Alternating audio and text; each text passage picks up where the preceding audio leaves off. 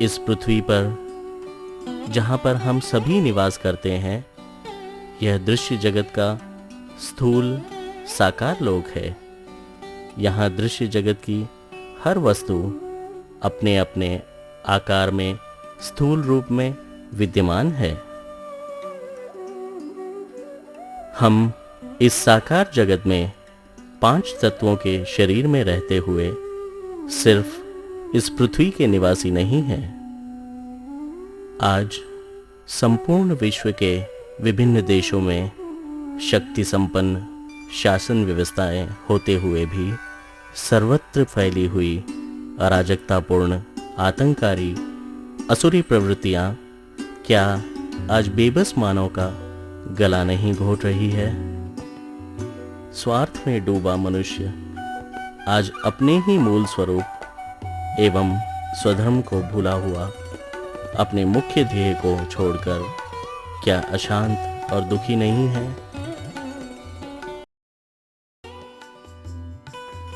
हमारे जीवन का ध्येय क्या है? हम अपनी इच्छाओं को ही जीवन का ध्येय मानते हैं, परंतु यह 5 तत्वों तक ही सीमित है। यह मानव जीवन अमूल्य है। हम हमारे असली स्वरूप को जान लेना चाहिए। हमारा जन्म धरती पर कैसे हुआ, यह हमारा असली घर नहीं है। हम आसमान में चांद सितारों से भी पार परमधाम में रहते थे और वहां से पृथ्वी पर आ गए हैं। परमपिता एक है या अनेक? परमपिता देखने में कैसे हैं? हम परमपिता को क्यों ढूंढते हैं? यह संपूर्ण संसार किस तरह चल रहा है? ऐसे अनगिनत सवाल हमारे अंदर उठते रहते हैं। यदि परमपिता नहीं है तो सूर्य, चंद्र, सितारे, पशु पक्षी, वृक्ष आदि कैसे बने?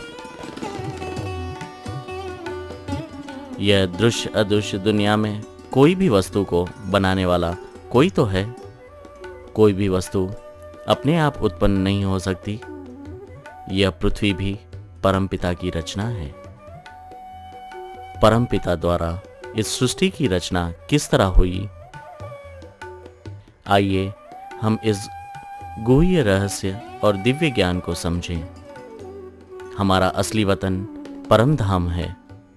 परमधाम में परम लाइट के गोले में से हम आत्माओं की उत्पत्ति हुई।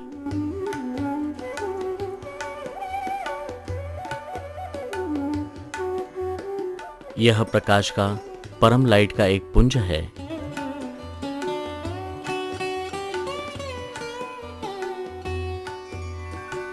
इनमें माता पिता कंबाइन रूप में निराकार में है।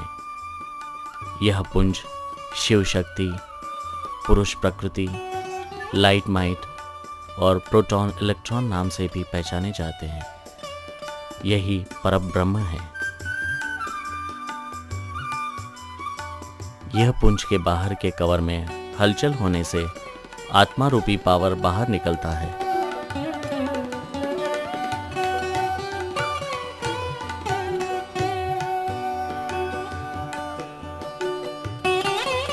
सर्वप्रथम एक एक करके 12 आत्मा रूपी पावर का विभाजन हुआ। यह विभाजन कई लंबे समय तक होता रहा। वही साकार दुनिया में 12 ज्योतिर्लिंग की यादगार बनी है।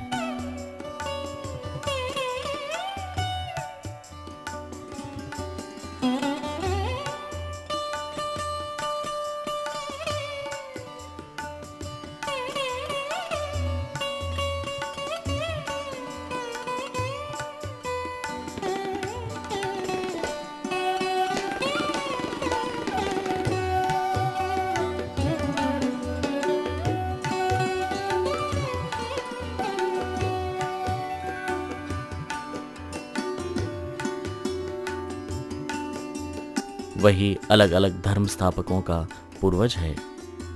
इनमें से प्रथम चार आकाश, वायु, अग्नि और जल का अधिष्ठान है।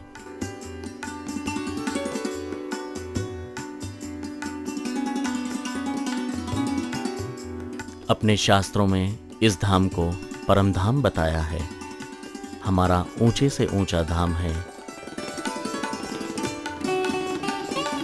यहाँ आत्माएं ज्योति स्वरूप में निराकार होती है।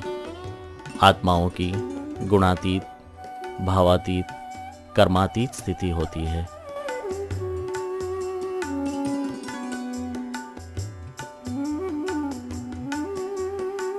निसंकल्प अवस्था में नितांत प्रगाढ़ शांति है। वही सृष्टि रूपी वृक्ष का उद्गम स्थान है।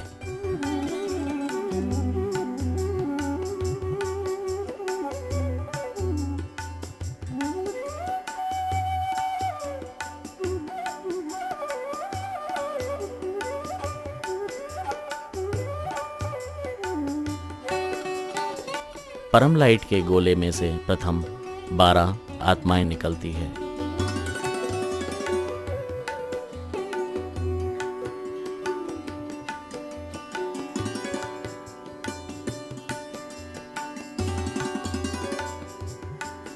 बाद में उसमें से 24 आत्माएं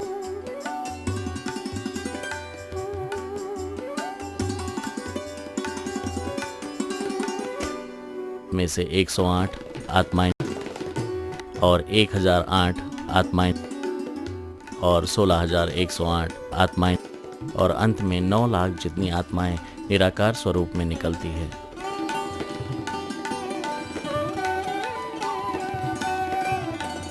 पुंज में से यह आत्माएं निकलने से पुंज का 5% जैसे पावर की कमी हुई। प्रकाश के पुंज में जो गैप हुआ, इसमें से कॉस्मिक पावर और परम आकाश तत्व समा जाता है।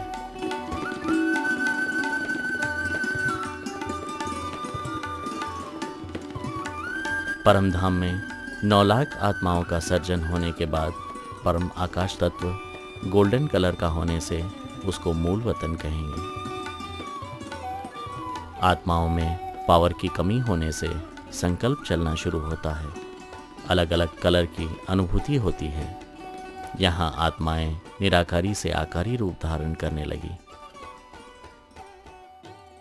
वहाँ आह्लादिक स्वर्गीय वातावरण है। आत्माएं अथाह सुख भोग। यह 15 व 16 कला की स्थिति है। यहाँ आत्माएं सर्वगुण संपन्न और संपूर्ण निराकारी है।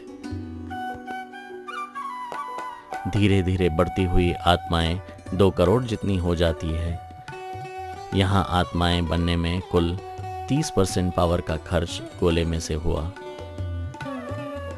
आत्माओं में और इच्छाएं बढ़ने से आत्माओं का आकार का कलर चांदी जैसा हो गया।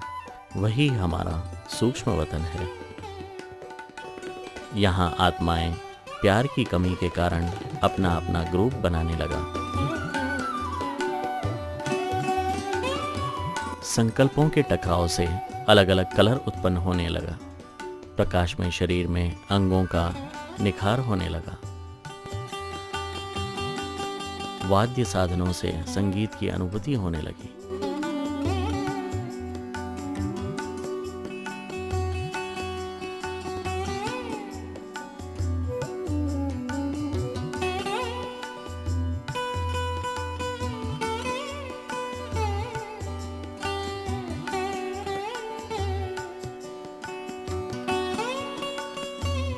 संकल्पों द्वारा लाइट के महल, उद्यान, पशु पक्षी इत्यादि बनने लगे।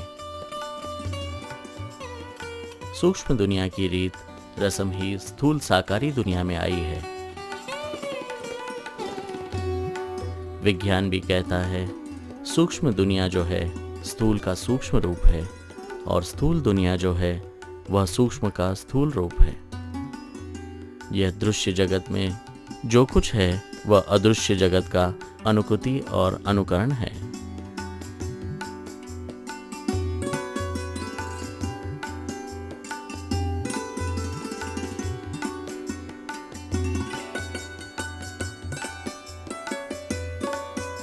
यह सूक्ष्म वतन ही सच्चा त्रेता युग है। यहाँ तक कुल 2.74 करोड़ आत्माएं बनी थी। यह आत्माएं बनने में कुल 51% परम लाइट का खर्च हुआ। यह पावर बिखरने से कुछ कॉस्मिक पावर बना तथा कुछ परम वायु तथा अधिक मात्रा में परम अग्नि तत्व बना। यहाँ आत्माओं में परम लाइट की मात्रा 49% और परम तत्व की मात्रा 51% हो जाने से पुरुष और प्रकृति जो कंबाइंड थे उनको अलग अलग होने की भासना होने लगी।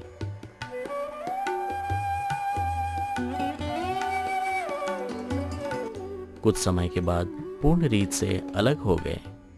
अलग होने से कुल 5.48 करोड़ आत्माएं बन गई।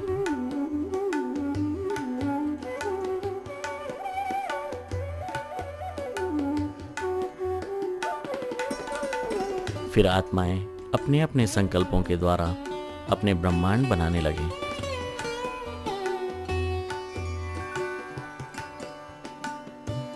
यहाँ परम अग्नि तत्व बढ़ने से आत्माओं में राग, द्वेष और इच्छाएं बढ़ने लगी। पुरुष और प्रकृति साथ में विचरण करने लगे। संतान प्राप्ति के लिए दोनों जुड़कर संकल्प करने लगे। आत्माओं का कलर कॉपर जैसा होने लगा। जनसंख्या बढ़कर 6.5 करोड़ जितनी हो गई। यहाँ तक कुल 98% जितना पावर का खर्च हुआ। इस समय सच्चा द्वापर युग है। ऊपर जो परमपिता निराकारी थे वह अर्धनारेश्वर का रूप धारण कर लेते हैं और उमाशंकर द्वारा देवताओं को नीचे गिरते हुए बचाते हैं और शंकरपुरी का निर्माण करवाते हैं।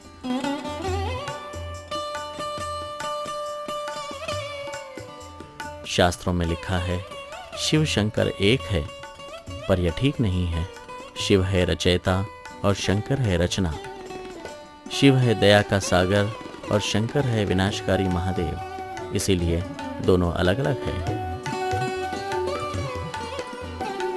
माता पिता शिव पार्वती उमाशंकर द्वारा बच्चों को नीचे गिरने से रोकने के लिए शंकरपुरी की स्थापना करते हैं। यहाँ करोड़ों साल रहते हैं और आत्माओं में 100% परम तत्वों की मात्रा होती है। जैसे जैसे बच्चे नीचे आते हैं परम पिता शिव पार्वती भी नीचे आते गए। आत्माओं को नीचे गिरने से रोकने के लिए परमपिता ने विष्णु द्वारा विष्णुपुरी की स्थापना करवाई, परंतु बच्चों का संकल्पों पर नियंत्रण ना रहने से और नीचे गिरने लगे। यहाँ तक 100% परम तत्वों की मात्रा आत्माओं में होती है।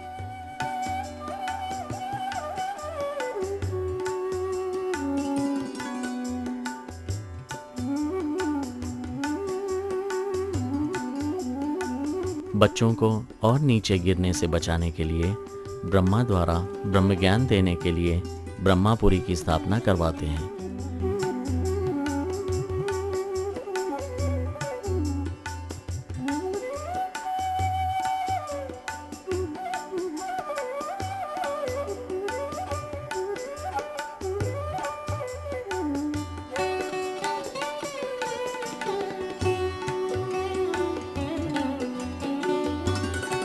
यहाँ आत्माओं में 50% परम तत्व और 50% स्थूल तत्व की मात्रा हो जाती है। अभी तक जो परम तत्व बना था वह स्थूल तत्व में रूपांतरित होने लगा।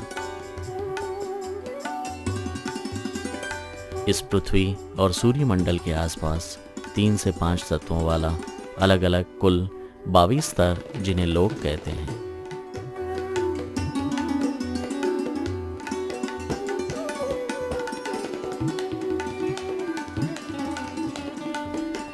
बाईस से 19 लोक में सतयुग जैसी अनुभूति थी। यहाँ संकल्पों द्वारा इच्छा कामना परिपूर्ण करते थे। आज जिन्हें हम इंद्रलोक कहते हैं वह 22वें लोक में है।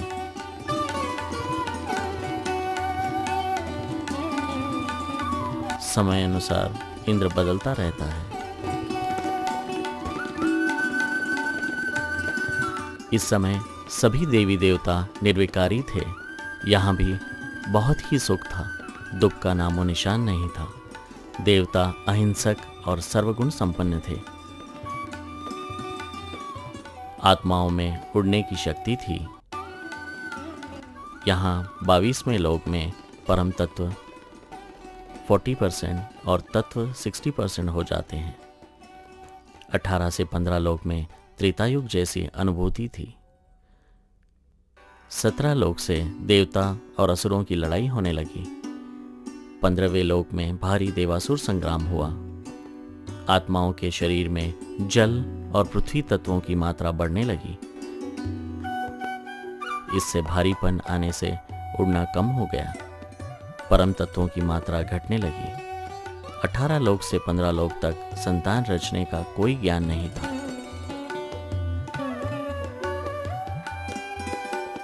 चौदह से 8 लोक का द्वापर युग जैसा समय रहा। ब्रह्मा द्वारा मनु शत्रुपा की रचना हुई। इन्होंने जनसंख्या की वृद्धि की। आत्माएं 5 तत्वों के शरीर में आ गई।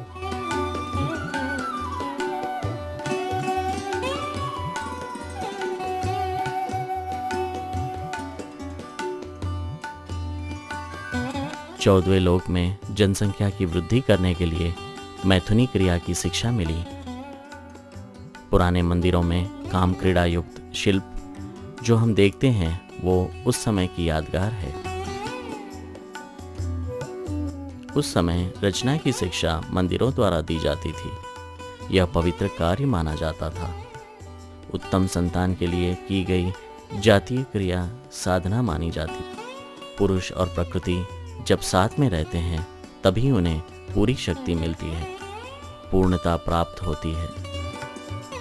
एक दूसरे के बिना दोनों अधूरे हैं और अकेलेपन का अनुभव करते हैं। 13वें लोक में आदिमानव के साथ शक और हुण जाति हुई। शक पर हुणों का हमला होने लगा।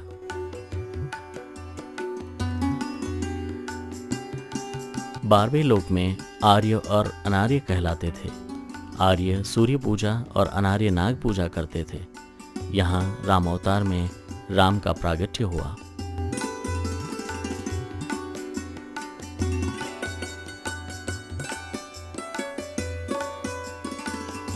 रावण पर राम ने विजय प्राप्त की।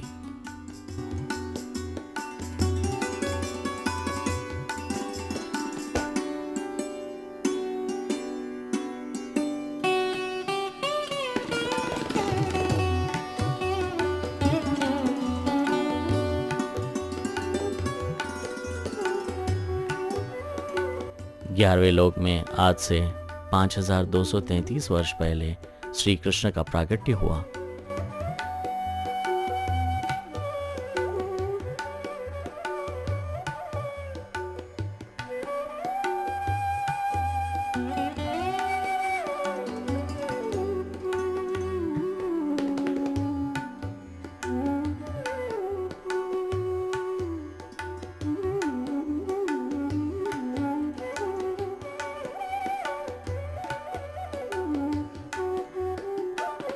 जिन्होंने 125 वर्ष आयुष्य भोग कर देहत्याग किया।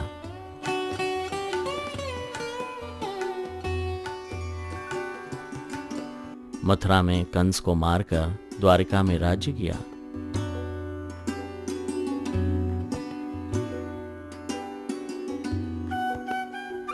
प्रत्येक 16,108 गोपियों के साथ रासलीला की।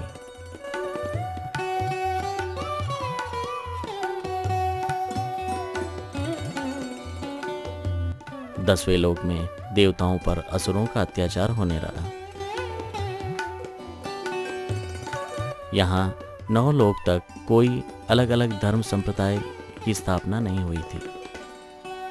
केवल सनातन धर्म विद्यमान था। 8वें लोक से संप्रदाय की स्थापना होने लगी। बौद्ध और जैन धर्म आया। राजा विक्रमादित्य ने सोमनाथ मंदिर की स्थापना की, पूजा की शुरुआत की, विक्रम संवत शुरू किया।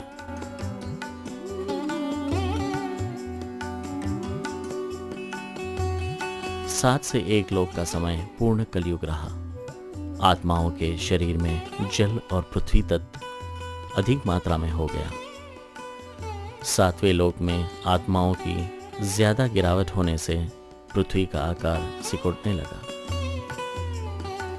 बीज रूप आत्माओं का आचार विचार बिगड़ने से दुनिया और नीचे गिरने लगी, क्योंकि संबंधित बीज रूप आत्माओं के स्वभाव संस्कार के आधार पर उनकी रचना का स्वभाव संस्कार बना है।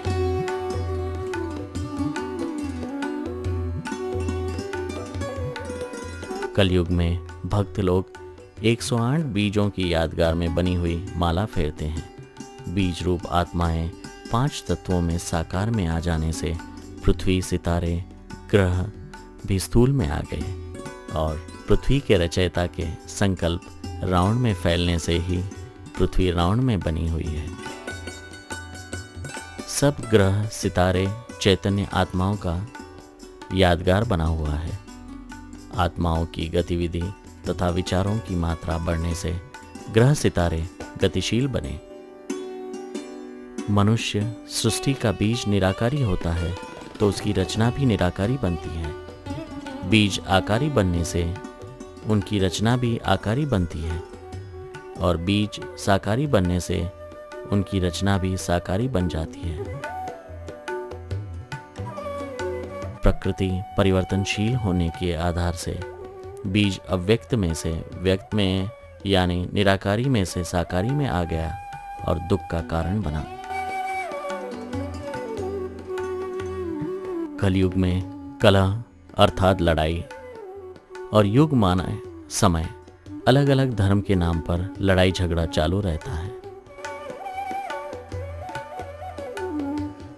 दुनिया में भय और अशांति का वातावरण फैल जाता है।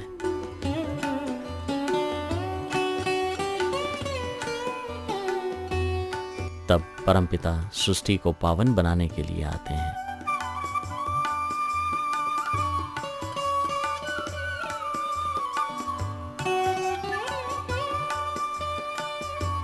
सबसे पहले ब्रह्मा द्वारा सृष्टि का आदि, मध्य और अंत का ज्ञान देकर सनातन ज्ञान का परिचय देते हैं। कलयुग में देवी देवता जो मनुष्य बन गए हैं और विषय वैतरणी नदी में फंस गए हैं, उनको विष्णु अपनी दिव्य शक्ति प्रदान करके उनको दिव्य स्वरूप की अनुभूति कराकर उनको दिव्य लोक में ले जाते हैं।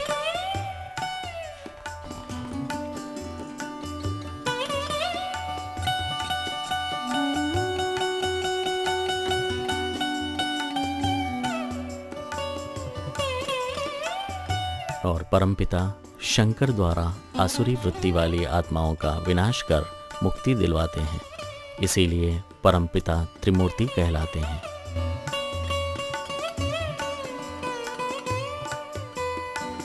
कलयुग की परिपक्वता शास्त्रों में अलग अलग बताई है। 5 तत्वों का असंतुलन हो जाने से तत्व दुख देने लगते हैं।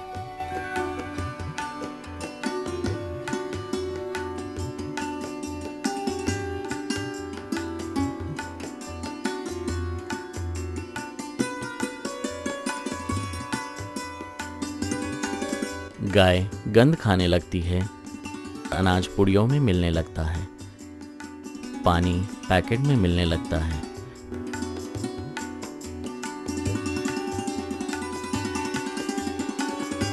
विधर्मियों की शक्ति बढ़ जाती है।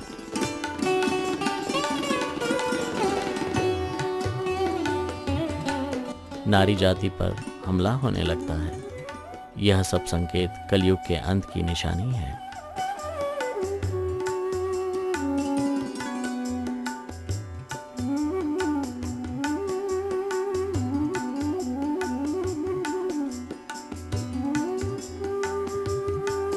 कलयुग का आधा समय बीत जाने के बाद धर्म संप्रदाय की स्थापना होने लगी।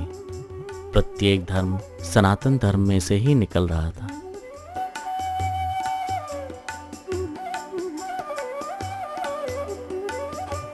जैसे बौद्ध और जैन संप्रदाय करीब 2600 वर्ष पहले इस्लाम धर्म करीब 2500 साल पहले, क्रिश्चियन धर्म करीब 2005 साल पहले,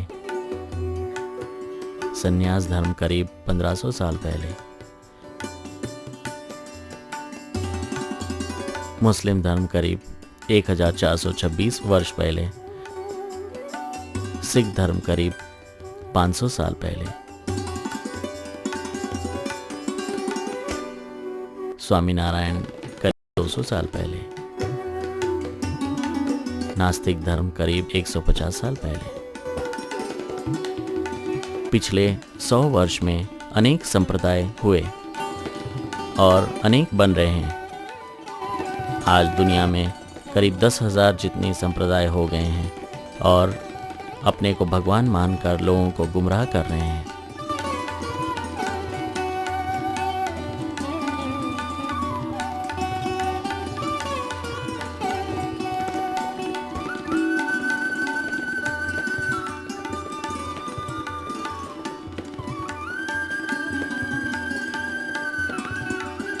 अभी आपने सारी सृष्टि की उत्पत्ति की रीत रस्म देखी, जैसे कि प्रथम आत्माएं निराकार स्थिति में थी, निराकार में से आकारी स्थिति में आई और आकारी में से साकारी स्थिति में 5 तत्वों में आ गई।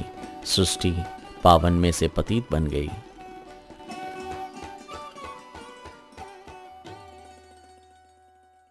अब निर्धारित घटमाल के आधार पर यह सृष्टि को फिर से पतित में से पावन बनाने का क्रम है। पावन बनाने के लिए फिर से यह सृष्टि आकारी और निराकारी जैसे बनती है। वो ध्यानपूर्वक प्रसन्न चित्त से सुने और देखें। परम अर्थात श्रेष्ठ, जो सब आत्माओं में श्रेष्ठ है, प्रत्येक आत्मा परमात्मा का ही अंश है।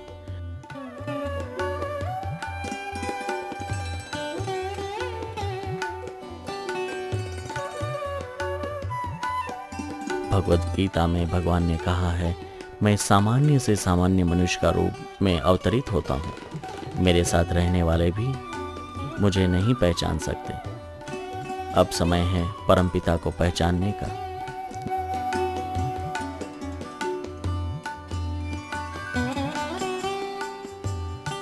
जब जब संसार में पाप बहुत बढ़ जाता है, भगवान स्वयं प्रकट होते हैं।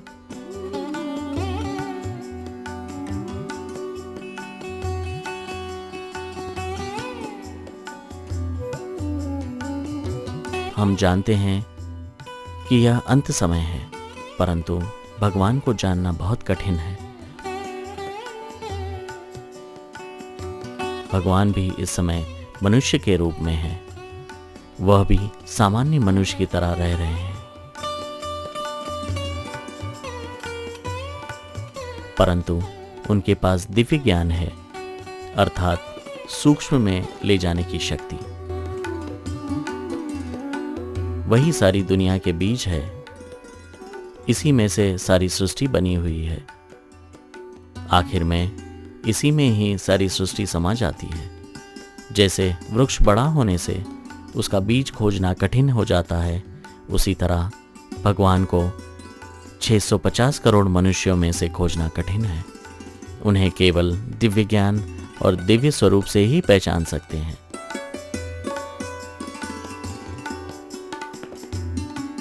परमपिता हमें पृथ्वी, जल, अग्नि, वायु और आकाश तत्वों में से 3 परम तत्वों आकाश, वायु और अग्नि तत्वों में परिवर्तित करने का ज्ञान देते हैं और परिवर्तित करके मृत्युलोक में से अमरलोक में ले जाते हैं। बच्चों को फिर से देवी देवता बनने का कार्य करवाते हैं।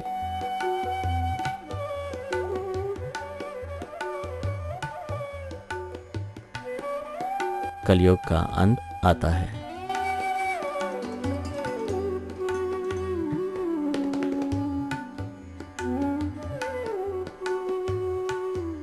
जिन्होंने यह ज्ञान योग समझकर निश्चय करके धारण किया है और यह सृष्टि परिवर्तन के कार्य में पूर्ण क्षमता है, ऐसे बीज आत्माओं को इकट्ठे होकर अपने दिव्य प्रकाश में ज्योति स्वरूप को याद करना है।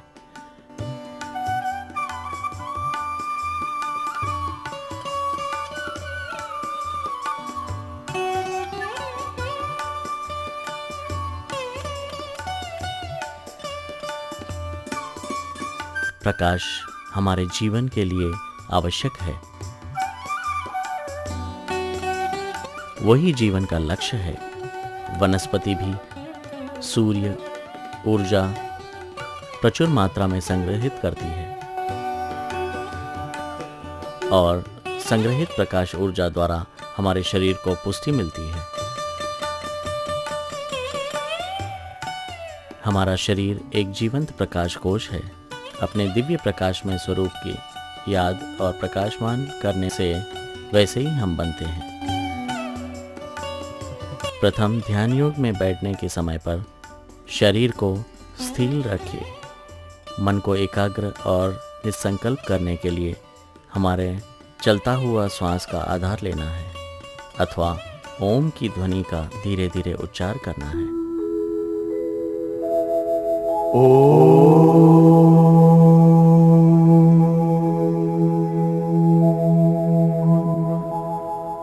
ऐसे मन एकाग्र होने लगे तब हमारे दिव्य प्रकाशमय स्वरूप जो सूक्ष्म वतन में है उसको देखते रहना है। यह अभ्यास निरंतर करते रहना है।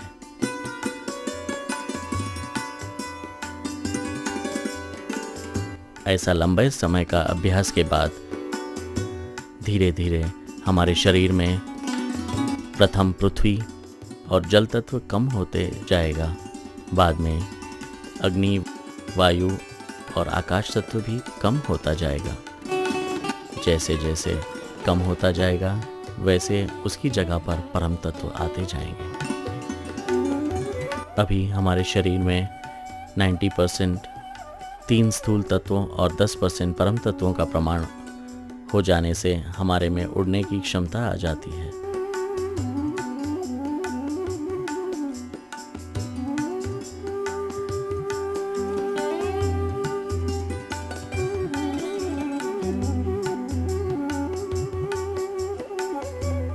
प्रथम पुरुष और प्रकृति मिलकर 216 जितनी दिव्य आत्माओं को बिठाकर ऊपर उड़ने का ज्ञान देंगे।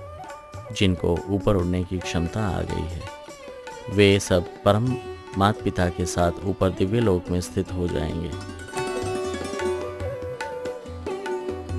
फिर ऊपर गई हुई आत्मा नीचे वाली को ऊपर खींचेगी। नीचे वाली जो आत्मा ऊपर उड़ने का पुरुषार्थ कर रही है और यह दिव्य ज्ञान धारण किया हुआ है, जैसे पुरुष और प्रकृति के साथ वाली आत्माओं को एक के बाद एक को ऊपर दिव्यलोक में खींचेंगे। वैसे कुल 18 लाख जितनी आत्माएं ऊपर पहुंच जाएगी।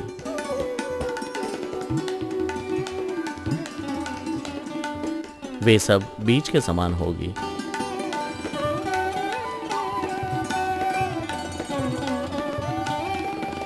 बाद में नीचे वाले जो आत्मा ऊपर आने के लिए पुरुषार्थ कर रही है वे सबको ऊपर वाली आत्माएं ऊपर खींचेंगी। ऊपर ज़्यादा आत्माएं होने से खींचने की क्षमता बढ़ती जाएगी। ऐसे धीरे धीरे 6.5 करोड़ जितनी आत्माएं ऊपर दिव्यलोक में पहुंच जाएगी।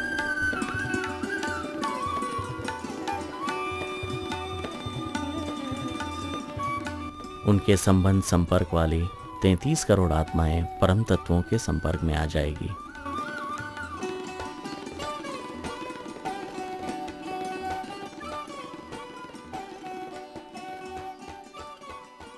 उनको देवता बनने की क्षमता आती जाएगी। सृष्टि में बाकी जो आत्माएं हैं उनको यह कल्प के अंत में मुक्ति देने का कार्यक्रम साथ में चलेगा।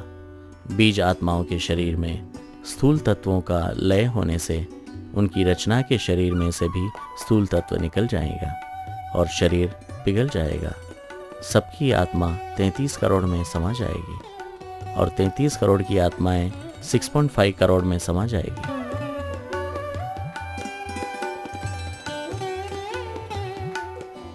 बीज आत्माओं का शरीर में स्थूल तत्वों का लय होने से उनके यादगार रूपी ग्रह, सितारे और पृथ्वी भी सूक्ष्म हो जाएगी। ऐसे यह स्थूल सृष्टि सूक्ष्म में रूपांतरित हो जाएगी और प्रगाढ़ शांति हो जाएगी। पृथ्वी के आसपास जो वासना युक्त 3 तत्वों वाली प्रेतात्माओं घूमती थी, वो भी मुक्ति को पाएंगी। उनकी आत्मा उनके रचयिता में समा जाएगी और दिव्य आत्माएं जो होगी उनको साथ में ऊपर ले जाएगी।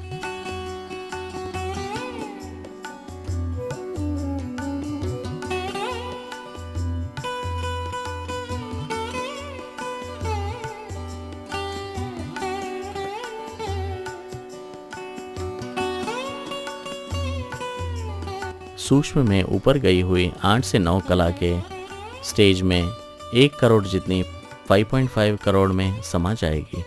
वो जीवन मुक्ति को पाएगी। सूक्ष्म वतन में 5.5 करोड़ आत्मा में परम लाइट की मात्रा बढ़ती जाएगी और परम तत्व कम होता जाएगा।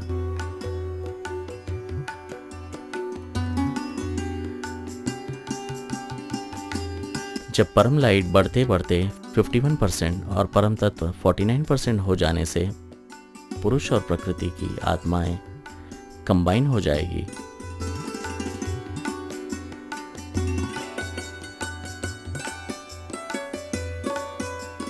$5.5 करोड़ अर्धनारीश्वर के रूप में आ जाने से संख्या घटकर 2.75 करोड़ हो जाएगी।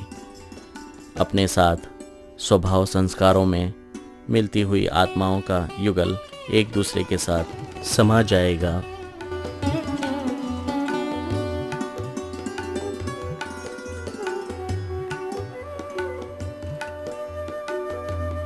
ऊपर सूक्ष्म वतन में आ गए। वाइट चांदी जैसे कलर में अपने अपने ग्रुप का महल बनाने लगे। स्थूल सृष्टि के सब विकार, राग और द्वेष भूल गए। संपूर्ण डबल निर्विकारी बन गए।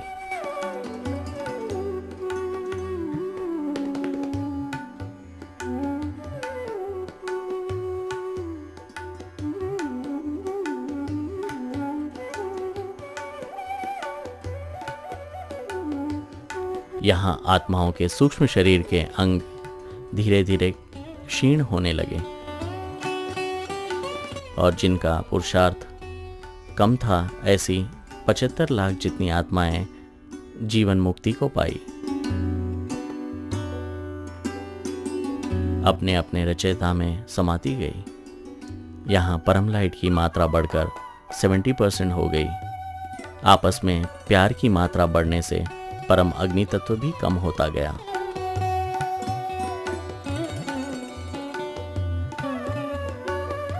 आत्माएं 14 कला के अंत में 2 करोड़ जितनी हो गई। आत्माओं की अवस्था अधिक मात्रा में दिव्य बनने लगी।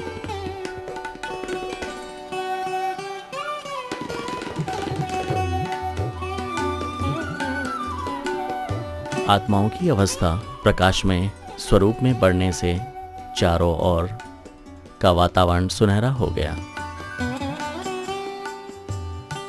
सूक्ष्म वतन में से मूल वतन में आ गए। यहाँ लंबे समय तक आत्माओं ने प्रचुर मात्रा में शांति की अनुभूति की। यहाँ मूल वतन का विस्तार सूक्ष्म वतन से 2 गुना है। संकल्पों की चहल पहल कम होने लगी। सूक्ष्म शरीर का अंग निकल गया।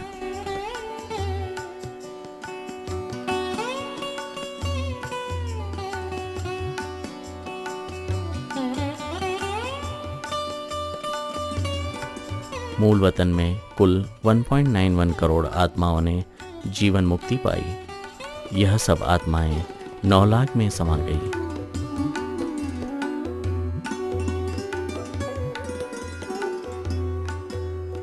यहाँ संकल्पों की मात्रा बिल्कुल कम होने से परम लाइट की मात्रा बढ़कर 94.5% हो गई।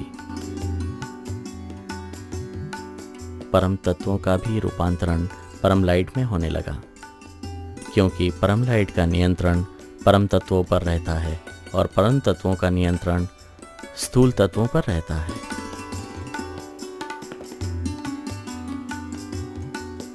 अभी हम 9 लाख आत्माएं परमधाम में आ गई है। यहाँ पर निसंकल्प स्टेज होने लगा। आत्माएं निराकारी अवस्था में आ गई। आत्माओं का प्रकाश से ही सारा परमधाम चमकीला रहता था। परमधाम का विस्तार मूल वतन से 2 गुना है।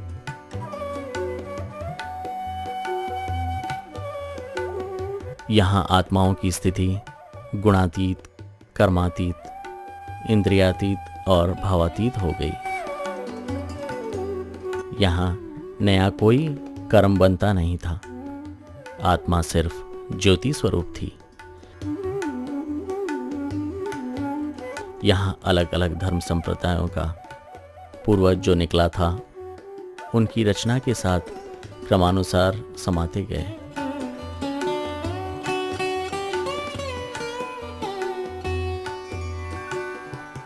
जैसे ऊपर से नीचे आते समय सबसे आखिर निकला था, वह राहु समा गया, शनि समा गया, चंद्र समा गया, मंगल समा गया, केतु समा गया, शुक्र समा गया, बुध समा गया, बृहस्पति समा गया। ऐसे समाते समाते 24 आत्माएं रह गई और 24 तीर्थंकर की यादगार थी। इनमें से 12 अंत में 12 ज्योतिर्लिंग के समान यहाँ आत्माएं प्रकाश के पुंज में समा जाती है।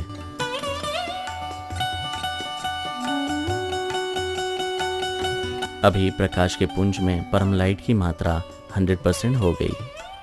वही माता पिता शिव शक्ति लाइट माइट का कंबाइंड स्वरूप है। वही परब्रह्म है।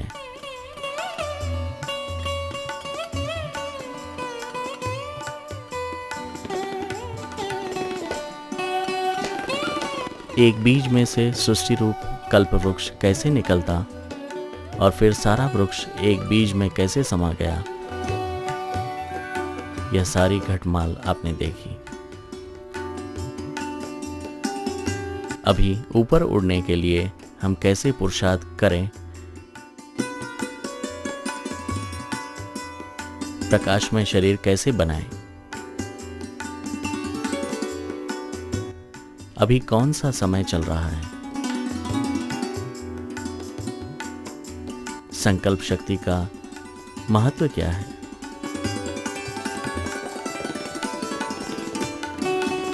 चैतन्य ग्रहों का एक दूसरे पर कैसे प्रभाव पड़ता है।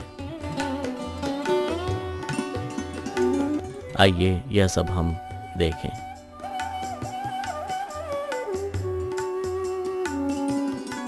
अपने मन को एकाग्र करके निरंतर क्षण प्रतिक्षण हमारे दिव्य प्रकाश में शरीर को ऊपर दिव्य लोक में देखना है। हमारे अर्ध जागृत मन जैसे देखेगा वैसे ही हम बनेंगे। हमारा शरीर स्थूल, सूक्ष्म और कारण ऐसे 3 शरीर का संयोजन है। कारण शरीर 3 परम तत्वों का, सूक्ष्म शरीर 3 स्थूल तत्वों का और स्थूल शरीर 5 तत्वों का बना हुआ है। ऊपर दिव्य प्रकाशमय स्वरूप को देखने से हमारा कारण शरीर परम तत्वों से चार्ज होगा। ऐसा चार्जिंग होने से हमारे स्थूल शरीर का जल और पृथ्वी तत्व कम होते जाएगा और उड़ने की क्षमता आती जाएगी। प्रकाश ही हमारा जीवन है। हम प्रकाशमान हैं और हमारा संपूर्ण अस्तित्व प्रकाश युक्त है। किंतु हमारे अंदर के दोषपूर्ण आवरण से उसको ढक देता है। उसके प्रभाव में आकर शरीर भी रुग्ण बन जाता है।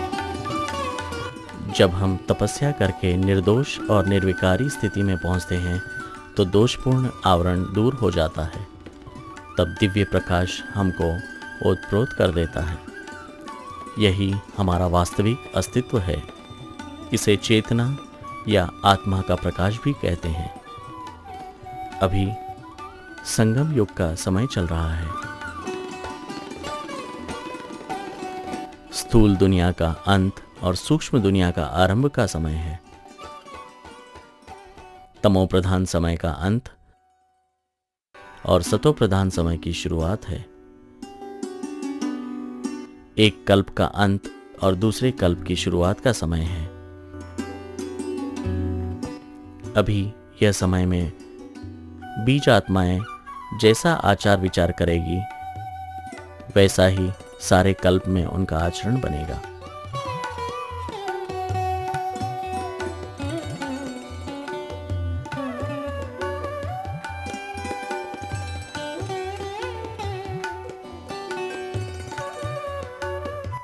यह समय में ही मनुष्य दिव्य ज्ञान प्राप्त करके देवता बनते हैं और मुक्ति को पाते हैं, और स्थूल सृष्टि सूक्ष्म में परिवर्तित हो जाती है।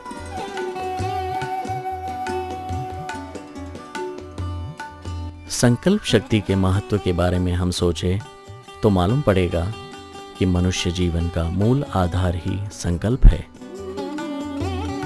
हमारा यह जीवन अपने ही विचारों का फल है। जैसे हमारा संकल्प होगा, वैसे ही हमारा जीवन बनेगा। वेदों में जगत की उत्पत्ति का कारण विचार ही बताया है। संकल्प से ही समस्त जगत का निर्माण हुआ है। विचार को ऊर्जा के रूप में भी स्वीकार करते हैं। शुभ विचार से व्यक्तित्व का पूर्ण विकास होता है। बिखरते हुए कोई विचार को केंद्रित करे तो तीर की तरह शक्तिशाली बनकर परिणाम ला सकता है। बंदूक से छूटी हुई गोली की तरह लक्ष्य को बीन सकती है। अपने जागृत मन द्वारा विचारों का जैसा बीज हम अपने अंतर्मन में डालते हैं, वैसा ही फल पाते हैं। चैतन्य ग्रहों का एक दूसरे ग्रहों पर प्रभाव पड़ता रहता है। आकाश में जो स्थूल ग्रह है, वे सब पृथ्वी के चैतन्य आत्माओं की यादगार बनी हुई है। प्रत्येक ग्रह दुनिया को चलाते हैं और शक्तिशाली ग्रह का प्रभाव अन्य ग्रहों पर होता है। संपूर्ण भारत में बृहस्पति की रचना है। विदेशों में मंगल की रचना है। अभी मंगल का प्रभाव बृहस्पति पर पड़ता है। वहाँ के लोगों की रीत रस्म की असर भारत के लोगों पर होने लगेगी, जैसे अभी वेस्टर्न कल्चर की भारत पर बोलबाला है।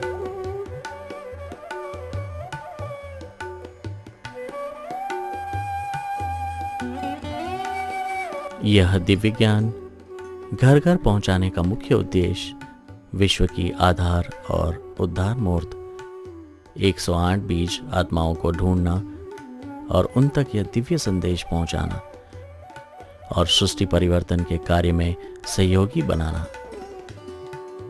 परमपिता के यह दिव्य अलौकिक कार्य में मददगार बनना।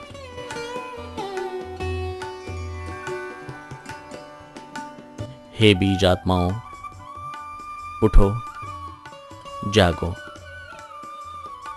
अपने को पहचानो और अपनी जिम्मेदारी समझकर दिव्य प्रकाशमय संसार की रचना में अग्रसर हो जाओ।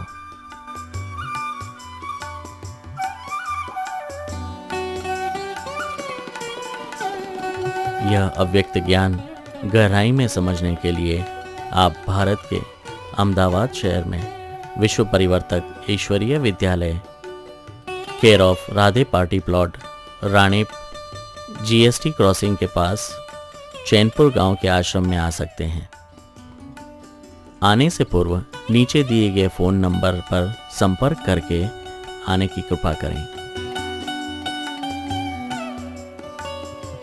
Phone number 27521247।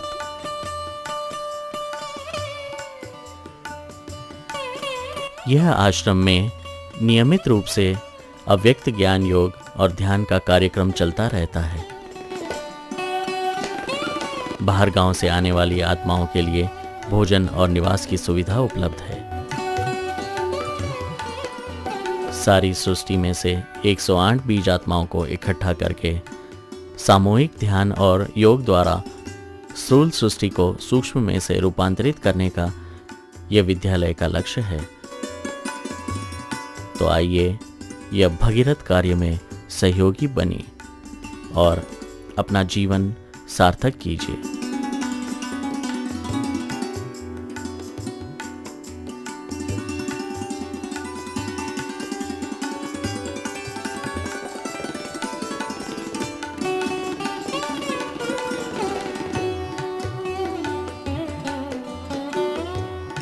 ओम शांति शांति शांति।